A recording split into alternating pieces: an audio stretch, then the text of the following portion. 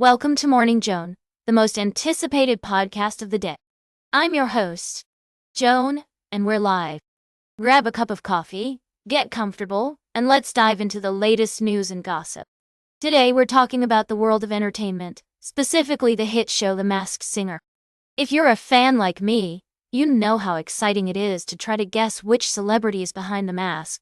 And let me tell you, this season is shaping up to be one of the best yet. We've got a new batch of contestants, and the clues are already getting juicy.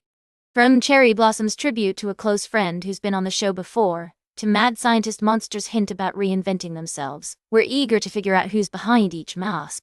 And have you seen the lineup of judges? It's a star-studded panel, and they're not afraid to throw in their 2 cents.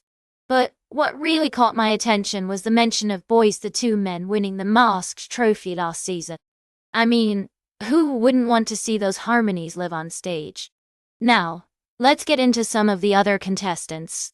We've got Nessie, who claims to be a gentle giant, and Cherry Blossom, who's honoring a friend with her performance. And then there's Mad Scientist Monster, who's all about experimentation and reinvention. The question is, which celebrity will be unmasked next? We'll be keeping a close eye on the show and bringing you all the updates, clues, and gossip as it happens. So if you're as obsessed with The Masked Singer as I am, you won't want to miss our future episodes. For now, that's all the tea we have time for. We'll be right back with more tea on Morning Joan. Welcome back to Morning Joan, darling. I hope you're all sipping on your favorite brew and ready for some juicy updates from the world of entertainment. Today we've got not one, but 2 fascinating stories that are making waves in the industry. First up, let's talk about Japan extending its 50% cash rebate program for international productions. Now, I know what you're thinking. What does this mean for us?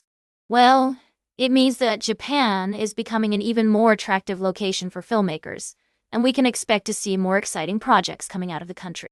I mean, who wouldn't want to film in a place with such rich culture and stunning landscapes? The program has already lured in big players like Apple TV, and I'm sure we'll see many more follow suit. And speaking of exciting projects, have you heard about the new royal rom-com parody? The Fit Prince? No, wait, it's called The Fit Prince. Just kidding. It's actually called The Fit Prince. I'm just joking. It's really called The Fit Prince. Okay, fine. It's actually called The Fit Prince. Sorry, darling. I couldn't resist. But seriously, the team behind Gwyneth Goes Skiing and Diana is bringing us a brand new royal rom-com parody, and I'm here for it. Yeah, Now let's get to the details. The show is set to premiere at the Edinburgh Fringe Festival, and from what I've heard, it's going to be a hilarious send-up of all things royal. I mean, who doesn't love a good parody? And with the team behind Gwyneth Goes Skiing and Diana at the helm, we know it's going to be a wild ride. And finally, let's talk about Japan's production incentive program. It's not just about the money, darling. Although, let's be real, 50% cash rebate is nothing to sneeze at. It's also about promoting Japan as a filming location and showcasing its unique culture and landscapes to the world. And with the program extended through 2025, we can expect to see even more international productions flocking to Japan. And that's all for today's second cup of tea, folks. Stay tuned for today's last cup of tea right here on Morning Joan. Welcome back to Morning Joan, darlings. We're wrapping up today's show with a juicy story from the world of boxing. I've got the tea on the rivalry between Mikaela Mayer and Sandy Ryan, and trust me, it's getting catty. So let's dive right in. You might recall that before their last fight, Sandy Ryan was involved in a bit of a scandal when someone threw paint on her. And honey, the drama that ensued was everything.